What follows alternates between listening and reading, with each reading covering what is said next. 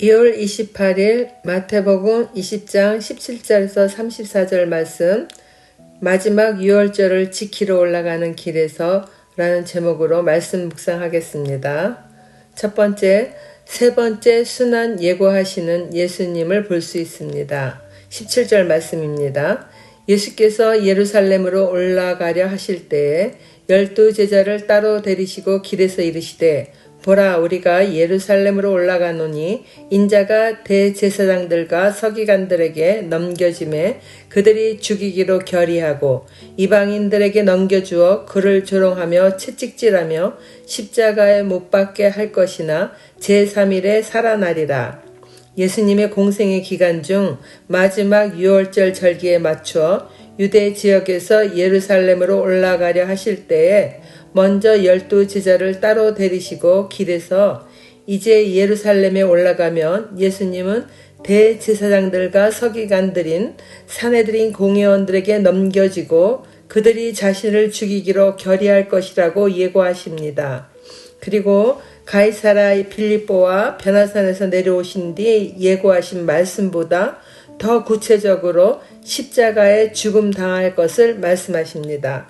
십자가의 형벌이란 가장 극악한 범죄자에게 내리는 형벌이기에 아마 제자들은 이해하기가 어려울 뿐 아니라 두려움이 일어날 수 있는 말씀이었습니다. 예수님이 도저히 십자가의 죽음을 맞이할 이유가 없기 때문에 제자들은 이해할 수 없었을 것입니다.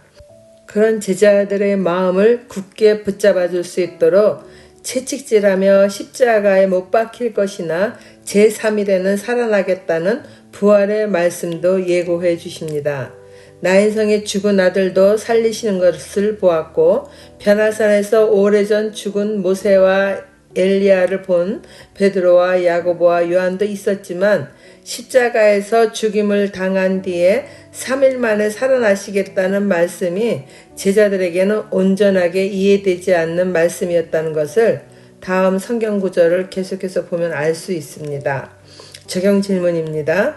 예수님의 십자가의 죽음에 대한 이야기를 들은 제자들은 그동안 머리 둘 곳도 없는 스승을 쫓아다닌 세월이 잠시나마 무상하게 느껴졌을 수 있었을 것입니다. 예수님을 쫓아 살아가는 길에 힘든 역경이 찾아와도 변함없이 굳센 믿음으로 끝까지 따라가는 제자입니까? 두 번째 단락입니다. 세베대 아들들의 야망입니다. 20절, 그때 세베대 아들의 어머니가 그 아들들을 데리고 예수께 와서 절하며 무엇을 구하니 예수께서 이르시되 무엇을 원하느냐 이르되 나의 이 두 아들을 주의 나라에서 하나는 주의 우편에 하나는 주의 좌편에 앉게 명하소서. 20절 그때라 함은 십자가의 고난과 부활에 대한 말씀을 듣고 난 뒤 야고보와 요한은 무리 중에 함께 있는 어머니에게 이러한 설명을 하였는지 세베대 아들들의 어머니며 예수님의 육신의 어머니 마리아와 자매 관계라고 추정되는 살로메가 야고보와 요한을 데리고 예수께 와서 요청하는 것입니다. 예수님이 무엇을 원하느냐 묻자 나의 이 두 아들을 주의 나라에서 하나는 주의 우편에 하나는 주의 좌편에 앉게 명하여 달라고 합니다. 예수님의 말씀을 들은 야고보와 요한은 그 말씀이 무엇을 뜻하는지는 확실히 모르지만 자신들의 소망을 예수님께 미리 기띔을 하여야 할 시간이 되었다고 생각하고 비겁하게도 어머니 찬스를 사용한 것입니다. 22절 말씀입니다. 예수께서 대답하여 이르시되 너희는 너희가 구하는 것을 알지 못하는도다. 내가 마시려는 잔을 너희가 마실 수 있느냐? 그들이 말하되 할 수 있나이다. 이르시되 너희가 가연 내 잔을 마시려니와 내 좌우편에 앉는 것은 내가 주는 것이 아니라 내 아버지께서 누구를 위하여 예배하셨든지 그들이 얻을 것이니라.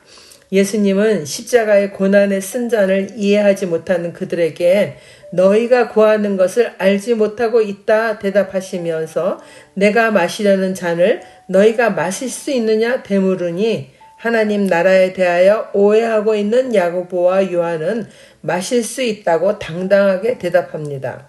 자신들은 그동안에도 예수님의 특별한 사랑받은 제자들로서 예수님이 왕으로 등극하는 나라에서는 자신들이 당연히 좌우편에 서야 된다고 생각하였던 것 같습니다.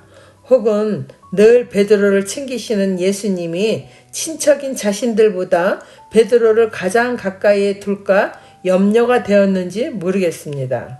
야고보와 요한이 확신에 찬 말로 마실 수 있다고 대답하자 예수님은 너희가 과연 내 잔을 마시게 될 것이라는 의미가 담긴 대답을 하십니다. 예수님의 이 대답처럼 야고보는 12사도 중 제일 먼저 순교를 당함으로 예수님의 고난의 잔에 정말 동참하게 되었습니다. 요한은 12사도 중 가장 오랫동안 생존하였지만 오랜 시간을 반모섬에서 유배 생활하며 극한 핍박 속에 살아가면서 복음을 위하여 헌신된 삶을 살았죠. 야고보와 요한이 예수님의 고난에 쓴 잔을 마시게 될 것이나 좌우편에 앉은 것은 예수님이 주는 것이 아니라 하나님 아버지께서 예비하실 것을 이야기하십니다. 예수님의 좌우편 자리는 하나님의 아들인 예수님께 정할 권한이 없다는 것은 당연히 아니죠. 혹여 그들과 함께 지내는 예수님이 편애나 청탁에 의해서 되었다 하는 오해가 있을 수도 있는 일이기에 예수님은 오직 하나님의 주권적 결정에 의하여 이루어진다고 그렇게 확실하게 알려주십니다. 24절입니다. 열제자가 듣고 그 두 형제에게 대하여 분이 여기거늘 예수께서 제자들을 불러다가 이르시되 이방인의 집권자들이 그들을 임의로 주관하고 그 고관들이 그들에게 권세를 부리는 줄을 너희가 알거니와 너희 중에는 그렇지 않아야 하나니 너희 중에 누구든지 크고자 하는 자는 너희를 섬기는 자가 되고 너희 중에 누구든지 으뜸이 되고자 하는 자는 너희의 종이 되어야 하리라. 이러한 야고보와 요한의 이야기를 듣게 된 열 제자가 두 형제에게 분노하니 예수님이 제자들을 불러 다시 큰 자에 대한 설명을 해주십니다.